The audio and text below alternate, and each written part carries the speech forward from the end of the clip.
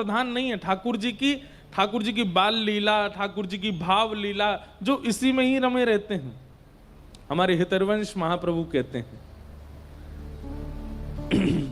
हित चतुरासी जी का पहला पद, जोई जोई प्यारो करे सोई मोहे भावे, जोई जोई प्यारो करे सोई मोहे भावे, जोई जोई प्यारो करे सोई मोहे भावे, जोई जोई प्यारो करे सोई मोहे भावे।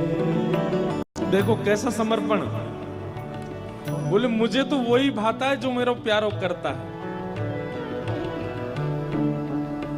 उसके अतिरिक्त मेरे मन को प्रिय लगने वाली कोई बात नहीं है। जो श्याम सुंदर कर रहे हैं, जो मेरे प्यारे कर रहे हैं, वो मुझे सब प्रिय है।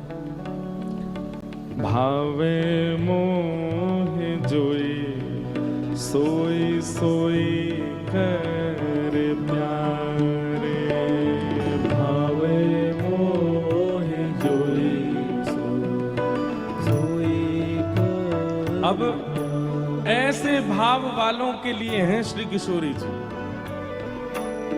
ये वृंदावन के ब्रज के अंतरंग भाव, इनमें सबका प्रवेश नहीं हो पाता। अत्यंत गूढ़मय, अत्यंत रहस्यमय भाव हैं ये ब्रज के। हे मोको तो भावती ठौर प्यारे के नैनन में,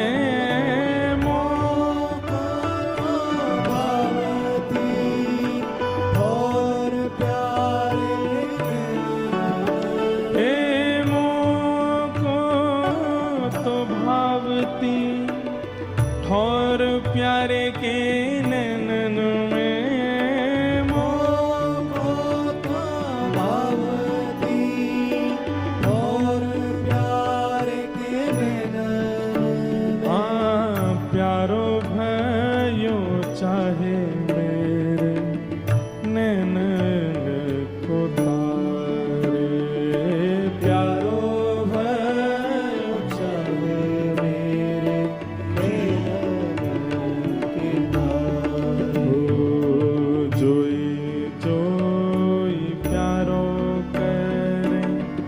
सोई मोहे भावे, जोई जोई प्यारो करे सोई मोहे भावे, भावे मोहे जोई सोई सोई कर प्यारे, भावे मोहे जोई सोई सोई। अब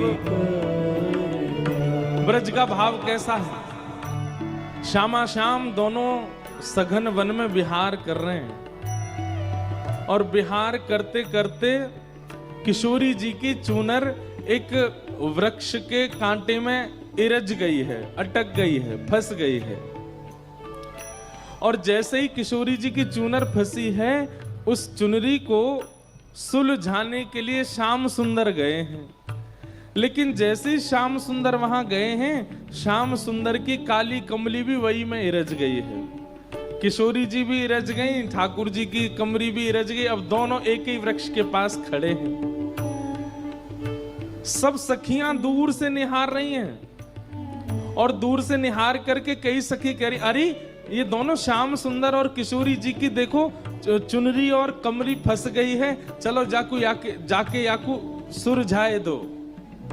तब बाकी सखी कह रही है, अरे तू काई को आगे जा रही है, तू रहने दे, इर्जी रहने दे। इन दोनों ने इर्जे दो सुरझत नाही, दोनों इरज गए हैं, सुलझ नहीं रहे हैं। गोपियां कह रही हैं, अरे ये दोनों अगर सुलझ जाएंगे तो कोई कहीं को जाएगा, कोई कहीं को, और फिर इनको देखवे के काजे सघन कुंज के भीतर जानो पड़ेगा। अच्छा है ना, ये यहीं इरझे रहें ताकि हम लोग यहीं बैठ कर के अपने नेत्रन से इनकी रूप माधुरी को दर्शन करते रहें। इरझे दो सुरझत नाही, इरझे रहने दो इनको, ताकि जब तक इरझे रहेंगे तब तक नेत्रों को दिखते रहेंगे। बंधुओं, जैसे हम संसारी जीवों के लिए दर्शन के लिए सुंदर माहौल का होना, सुंदर दृश्य का होना आवश्यक है, ऐसे ही ब्रज के रसिकों के लिए प्रिया प्रियतम ही दर्शन के अधिकारी हैं। नेत्रों से केवल उनको देखते हैं। जैसे हम संसारी जीव कानों से कोई भी संगीत गीत सुनने के इच्छुक होते हैं, ब्रज के रसिक जन कानों से केवल और केवल प्रिया प्रियतम के भाव सुनते हैं। हम संसारी जीवों को अपने जिह्वा से ना जाने कितने रसों के आस्वादन की इच्छा होती है, पर ब्रज के रसिक जन वे तो केवल प्रिया प्रियतम के प्रेम विलास का ही आस्वादन करते हैं। उनकी इंद्रियां और किसी भोग भाव में नहीं रहती हैं। ऐसेों के लिए किशोरी जी का प्रादुर्भाव हुआ है। इसलिए संसार के लोगों के लिए किशोरी जी का श्रवण करना, स्मरण करना, ध्यान करना, ये सब ठीक है, पर उनको समझने की कोशिश भी मत कीजिए, क्योंकि वो तो रसिकों की चर्चा है, रसिकों को ही रहने दीजिए उसमें। क्योंकि अगर आप समझने का प्रयास करोगे तो इतना संसार जीवन में आ चुका है, किशोरी जी को समझने जाओगे तो अपराध बनेगा, आप समझ नहीं पाओगे। इसलिए जितना आचार्य चरण कभी कभी बता देते हैं व्यास मंचों से अपने प्रवचनों में, उतना बहुत है।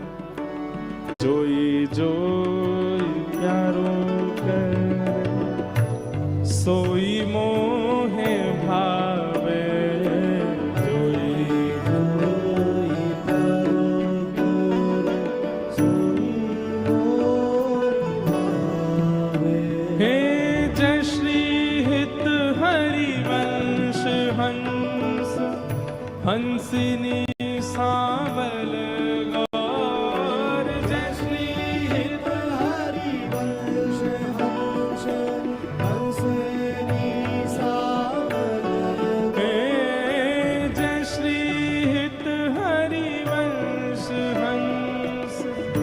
हंसनी श्यामल गौर, जय श्री हित हरिवंश हंसनी श्यामल।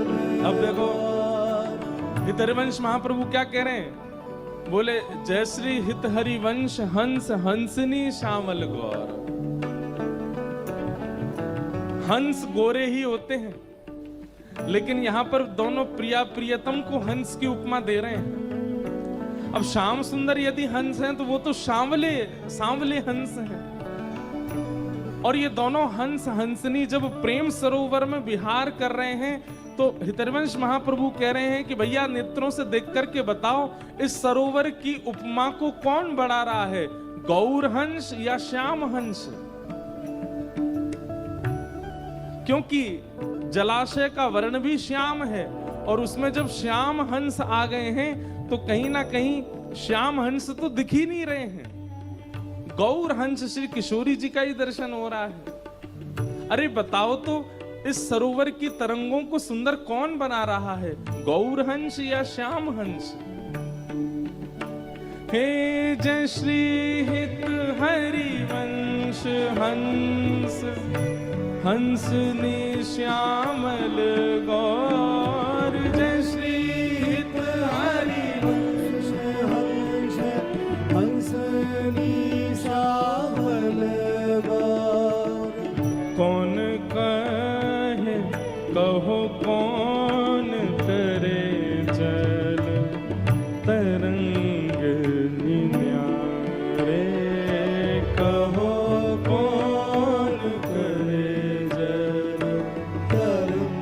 अब इसका कितना सुंदर रूप है। जब प्रिया प्रियतम दोनों जल में विहार कर रहे हैं तो श्याम सुंदर तो दिख नहीं रहे हैं। क्यों? जल का वर्ण भी श्याम है, आकाश का वर्ण भी श्याम है, और उसमें आधे आधे डूबे स्नान कर रहे श्याम सुंदर भी श्याम है। तभी क्या होता है, सूर्य का एक प्रकाश यमुना जी पर पड़ता है, और उस यमुना जी से वह तरंग उठ करके किशोरी जी के मुखमंडल पर पड़ती है और किशोरी जी के मुखमंडल से वही तरंग जाकर के फिर यमुना जी में पड़ती है और जिस जगह श्याम सुंदर स्नान कर रहे हैं उस स्थान का यमुना जी का जल गौर वर्ण का हो जाता है। किशोरी जी की छाया पड़ने से उस जगह का जो यमुना जल है उसकी जो तरंग है वो गौर हो जाती हैं और श्याम सुंदर दिखने लग जाते हैं।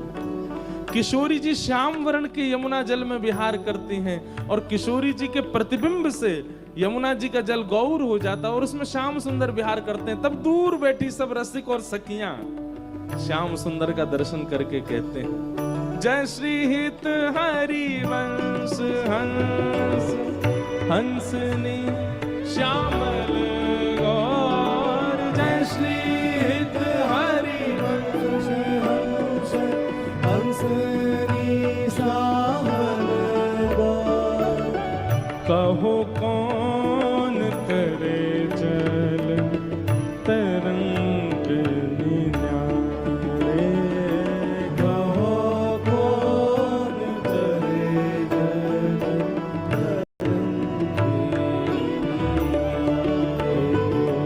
जोई जोई प्यारो करे सोई मोहे भावे। जोई जोई प्यारो करे सोई मोहे भावे।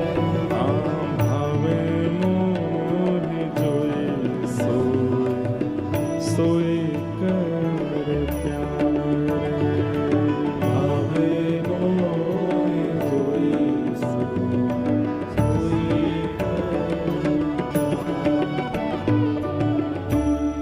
वृंदावन ब्रज भाव बिल्कुल अलग है, सबको समझ नहीं आ सकता। अब यहां तो हम लोग दो ज्ञान वैराग्य की चर्चा करते हैं, वृंदावन वाले क्या चर्चा करते हैं पता है? वृंदावन वाले कहते हैं, बोले ठाकुर जी किशोरी जी से पूर्णिमा पर मिलते हैं। आज हम क्यों बोल रहे हैं हमें ही नहीं पता, क्यों वृंदावन रस आ रहा है बार बार, सुन लो।